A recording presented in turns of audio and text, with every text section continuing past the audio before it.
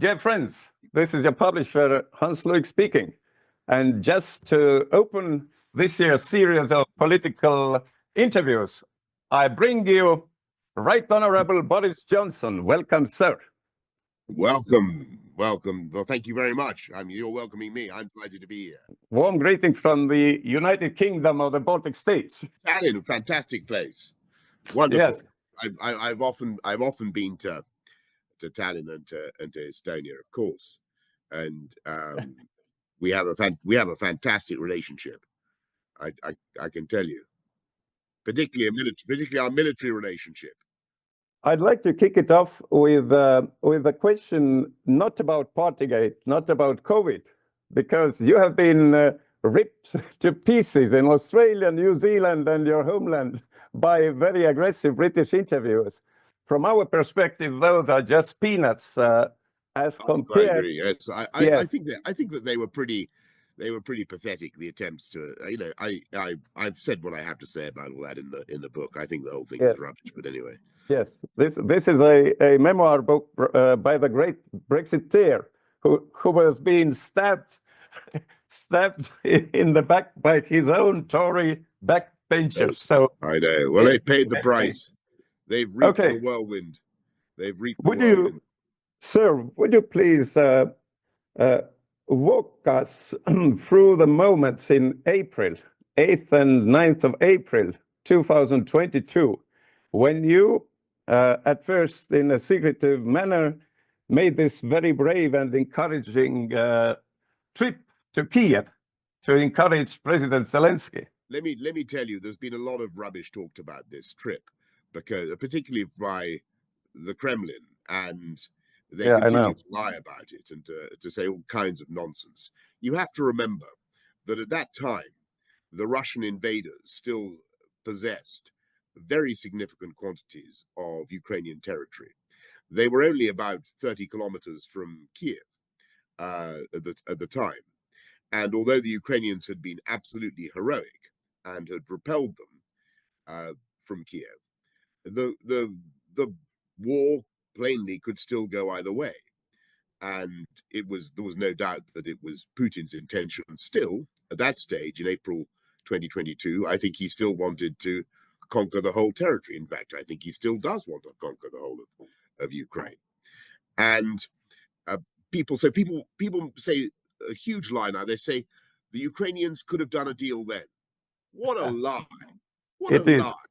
For Zelensky to have done a deal then, to have accepted that the Russians kept the territory that they had then, it's absolutely inconceivable. And I don't believe any Ukrainian leader, let alone Zelensky, could have done such a deal. So what is not true is that there was some agreement in Istanbul or anywhere else ready to go that would have prevented the continuation of the war. That is just not true. There was nothing the Ukrainians could agree to, because the Russians wanted to remain in the positions that they had. They wanted to turn Ukraine into a slave state. They wanted to have permanent Ukrainian neutrality. They wanted political control over Ukraine. There was no way any Ukrainian could agree that, after they had already seen things like the massacres in Bucha and elsewhere. So I was not going to try to frustrate any diplomatic initiative. Of course not. We weren't particularly involved in that. All I was doing was trying to say what I believed passionately to be true, which is that if the Ukrainians chose, through their own heroism, to fight on, and if they wanted to vindicate their rights to the entire 1991 territory of Ukraine, then it was still the policy of the British government to support them. And although we wouldn't be sending ground forces to help Ukraine, although there were limits to what we could do at that stage, there was still, we hadn't yet sent a lot of the stuff that we later sent. I just wanted to say to Zelensky that we admired what he had done, and that we were with him. I also wanted to make a point, a physical.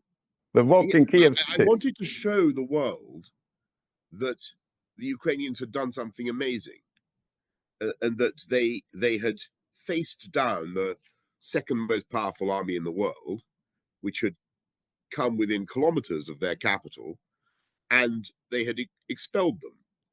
And the only way to express that fact was to go to Kiev and to do a walkabout with Volodymyr.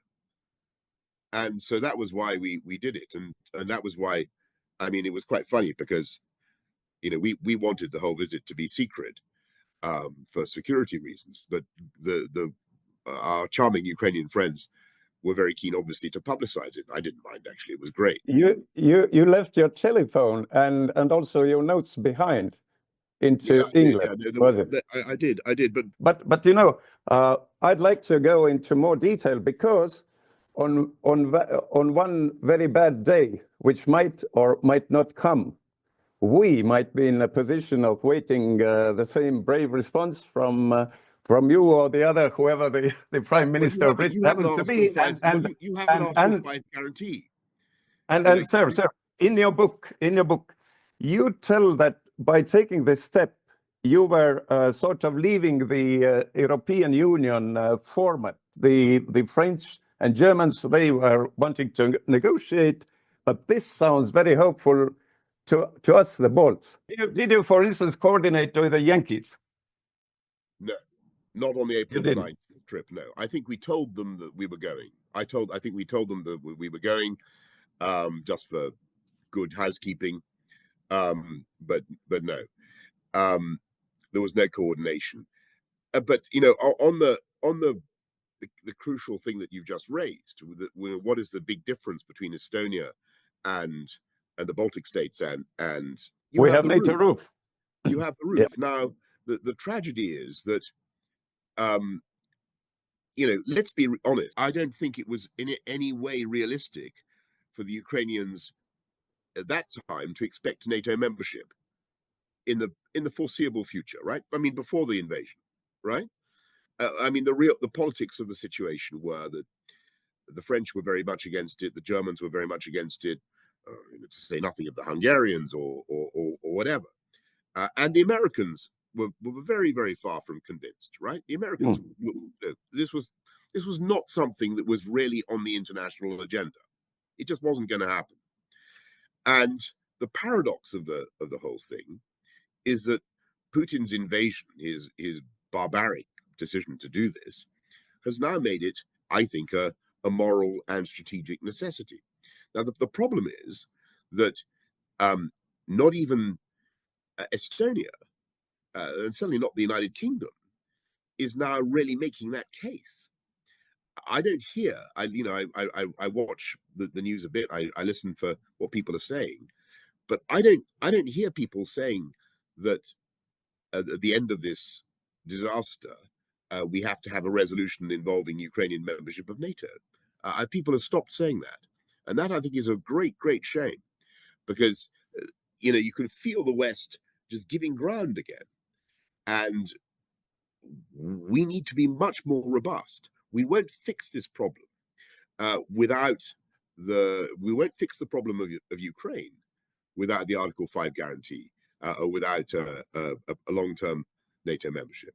I mean, we can have some short-term solutions, some stopgap solutions, but the goal has got to be prior to the war. As, by the way, your then Defense Secretary Ben Wallace told a UK stream called "The Rest Is Politics" to yes, Rory Stewart, whom you know, the Tory and Democrat campaign. He told that prior to the war, when you very kindly were supporting Ukraine with NLAW anti-tank missiles, the small ones, Ben Wallace, as a defense secretary, had to coordinate this move. As I recall, the issue was not with the United States. I remember that some of the intellectual property was Swedish, I think. Yes, that's right. That's right. And I think that we had to do some work with our Swedish friends, who then later joined NATO. Such with another sign of how badly Putin has got this thing wrong.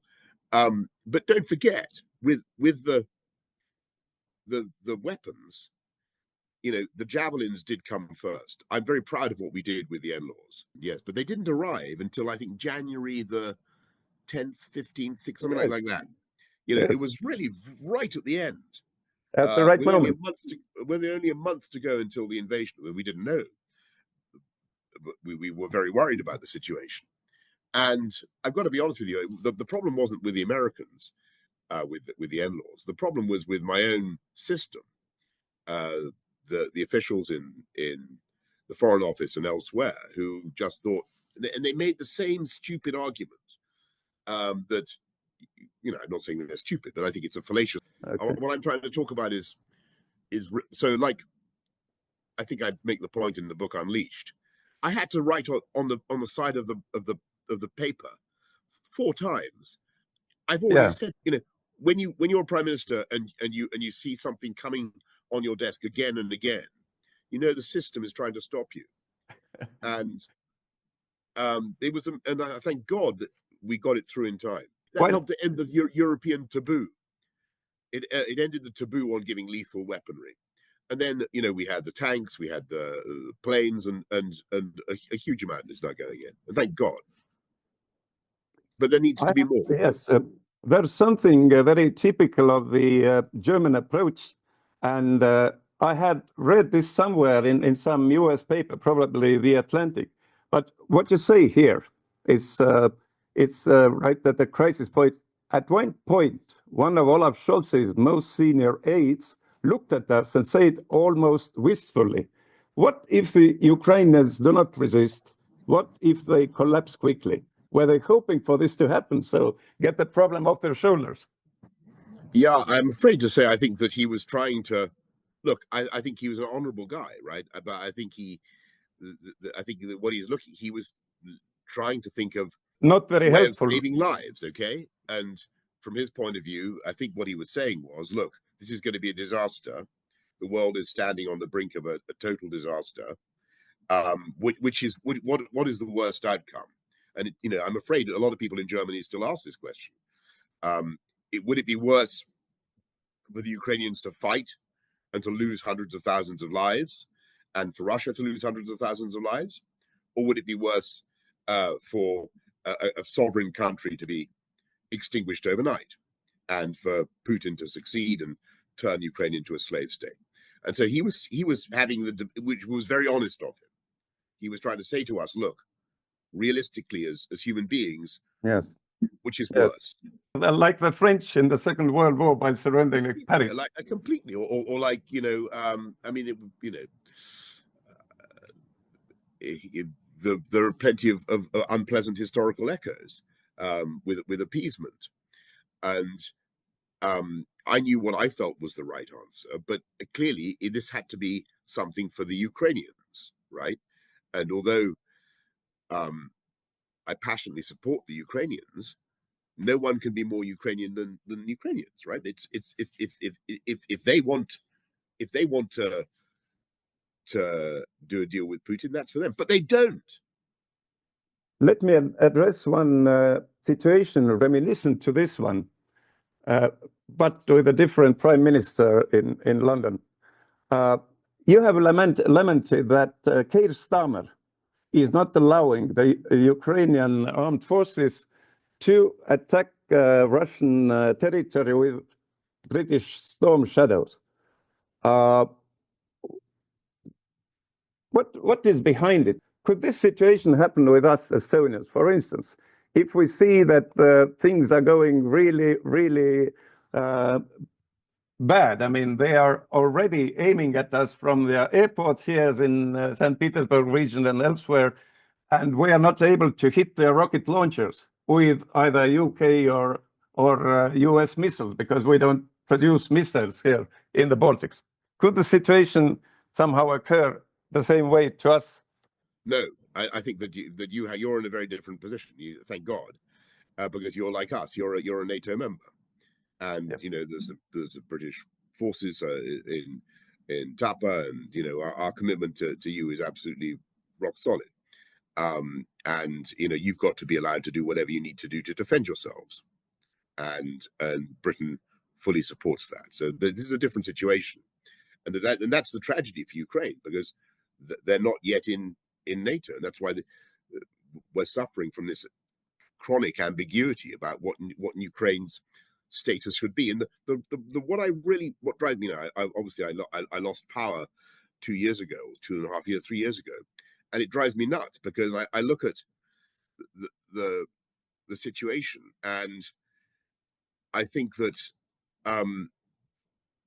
what the West, what NATO, what Britain, Estonia, what we should be doing together with the United States is setting out a plan for Ukrainian victory, a route map.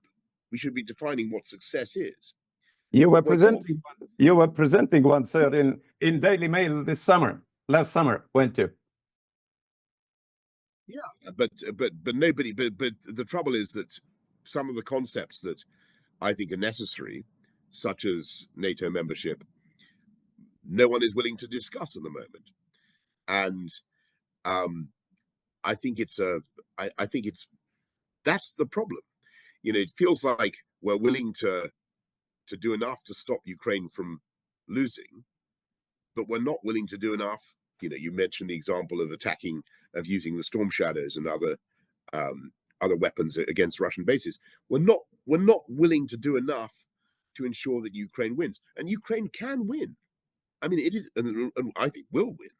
It is extraordinary how successful they have been. I mean, back to where I was in Kiev in April 2022, they went on to kick the Russians out of a lot more territory, and they had this incredible incursion in the Kursk area, into Russia itself, and people there's this superstitious sort of veneration of Russian military prowess dating back to, I think, to the Second World War, right?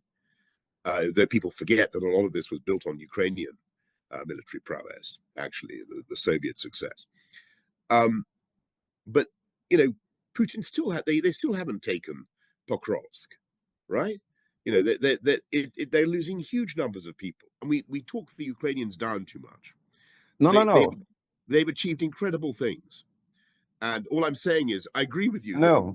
I agree with you that the news from the front is it's a grinding, miserable situation, but that doesn't mean that the achievement of the Ukrainians isn't extraordinary. It is extraordinary, and we should keep that at the front of our minds, not this ridiculous stuff about how Russia is doomed. Right, Russia is doomed to win. Right. Do you know what's being discussed in the House of Commons, London, today? It's what I've no idea. It's one. Yes, you're not. They are discussing. The parliamentaries of House of Commons are discussing one point which is missing in your peace plan of last July. They are discussing using Russian central bank reserves for Ukraine reparations. That was in my piece. Yes, $300 billion. Is this going to happen? Well, were you also part of the international coalition discussions, which might have happened even before the Putin attack?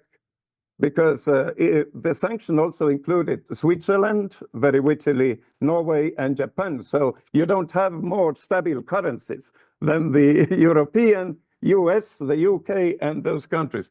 Was it being discussed before the war, prior?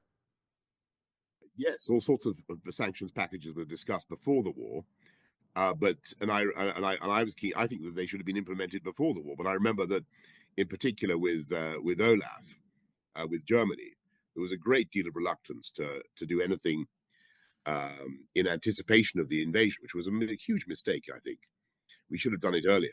Olaf's argument then was that we needed to have strategic ambiguity about what we could do. But look, on the 300 billion, I think that this is one of the ideas that is most fertile. So there are three basic things we need to do. There's the weapons, there's the money, and then there's a long-term political vision. We've discussed the long-term political vision. We've discussed NATO. We've discussed the weapons, and I think that European troops, British, Estonian, need to be backfilling in Ukraine to guarantee the security if we can't get them into NATO immediately. But the money is a no-brainer, and particularly for Donald Trump, right? You know, we have in a few days' time, we're going to have a new administration in the White House, and their biggest obsession, quite rightly, is the failure of countries to spend enough on defense. Now, Estonia, I think, is well up at, I think, almost 4% of defense, your GDP is on defense. But clearly, this is not a very huge budgetary sum by comparison with the United States or even Great Britain. And the tragedy is that Germany, France, Italy, the UK, none of the big European NATO countries are spending anything like enough. And until we get serious, I don't think it's going to be easy to persuade the Trump administration to do what is necessary to help Ukraine. And we've got to do it fast. And the 300 billion helps us. I don't see how Germany can sit there, you know, simultaneously refusing to spend enough on defense and saying to Trump that they want help on Ukraine, and saying that they can't unfreeze the 300 billion. It's ridiculous. But Boris, you are the one who in today's studio should know the answers. At least I don't know anything what the Germans think, but you have been talking to them one-to-one. What do they think? Well, do you think that, for instance, if Donald Trump is not extending US nuclear roof upon them, so they will be wir sind allein, as Angela Merkel told after famously meeting Donald Trump once. We are alone now. No, I don't think that's true. I think that's a misunderstanding of Trump. I think Trump's a negotiator who's fed up with Europeans, as he sees it, ripping off the Americans. And he wants the Europeans to step up and do more. And I think that what the UK and Estonia should be doing, and we have one of the great beauties of our position is we're so closely aligned. We should be arguing for these things together at the same time. Why did you write in your book, or how would you motivate the sentence when you mentioned that would you, Boris, have been elected a prime minister, you would have known how to prevent this nasty Putin aggression of Ukraine? Did you have your own ideas about that? I'm afraid I was calling for Ukrainian membership of NATO, and I think that was what was necessary.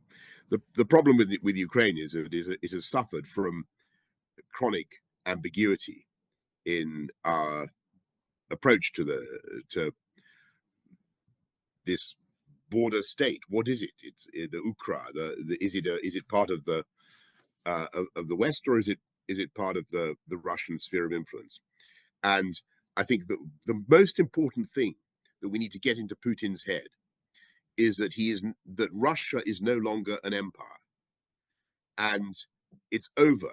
And you know, we used to have an empire. I'll be perfect. I mean, our viewers may know this. We had an empire that was 7 times bigger than the Roman Empire.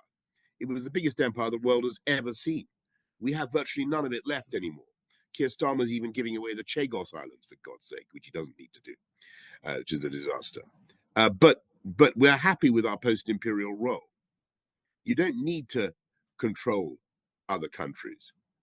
You know, if you love someone, let them go. And what Putin is doing is archaic and barbaric. And he needs to understand that Estonia, Latvia, Lithuania, none of these countries are part of the Russian imperium anymore, and nor is Ukraine. It's over, over, over, over. No more empire, Vladimir, you fucking idiot. Excuse my language. Okay? But now, Boris the Brexiteer, tell me, why don't you like us? I mean, the Bolts, the Poles, there was too much of them all of a sudden. I don't think the British had anything against their former territories, like Pakistanis, South Africans, Afghani immigrants, but that was because David Cameron made the exception of letting everybody of the new East European EU members to send their youth and their workers to UK. And also, all of a sudden, there was too much of us. In your book, well, I don't know. You are very shy to market your book, so I'm doing this. In your book, you write somewhere that there was more EU citizens in UK. We thought there is 3 million, but appeared to be 5. My daughter among them. So it might have been even more. So I'm sadly, Hans, I have to go in a second. But what I would say is that clearly it's better to be a country where people want to come and live there than a country that people want to flee. And you know, I think of many of my childhood when people wanted to leave parts of Eastern Europe and the Soviet Union and come to live in the West for very good reasons. People still basically want to come to the UK. Though sadly today, we're seeing for the first time since the 1970s, under this appalling Labour government, we're seeing wealth creators, talented people fleeing the UK, fleeing the tax regime. We've never seen this for a very, very long time. People, we have an emigration problem now. But on the European numbers, yeah, look, I'm the child of immigrants. I have plenty of British ancestors as well, and I'm proud of that. I think what the public want is control, and what they can't stand is the feeling that politicians just can't control the numbers, and they have been too high recently. I think post-COVID, during COVID, immigration collapsed, right? And you know, we saw some big outflows, but post-COVID, a lot more people came than we bargained for, and in a way that was a good thing because the economy needed a lot of hands to do the work, but it was too much. But thanks to Brexit, we can control it. The one thing no, you can't. No, you can't. That's not. Yes, we can. That's not what the new Tory leader. Kemi Badenoch doesn't confirm it in no way. Everybody's talking it's out of hand. Tell me what's happening with your what legally? No, sorry. I must insist on this point. Okay. Legally, you can control it, right?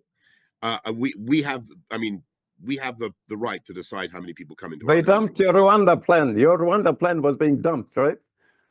That was to deal with illegal immigrants, right? There's a distinction, and under the EU rules, as you will remember, the UK had no legal power to control the movement of 580 million people belonging to the EU, or whatever, not 540 million, I can't remember what it was, who could come into the UK totally freely. And you mentioned the numbers from the European Union accession states back in the 90s and early 2000s. They were very high, and you know, I think people you know, there are many good aspects to that. There were some aspects of that people also resented, and I think that what the public absolutely require now is control, and that's one of the reasons, by the way, while the UK will not go back into the European Union, but will continue to, I hope, will continue to offer leadership on European issues such as Ukraine.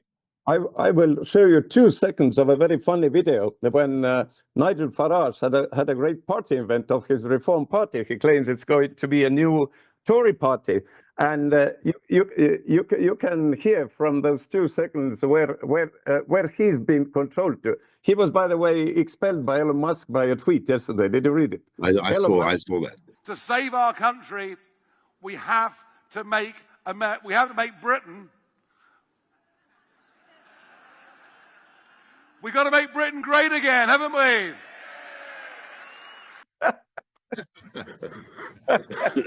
Nice one, yes, right? Well, okay. Well, you know. Anyway, listen. I've got to love you and leave you. Thank you so much for your time.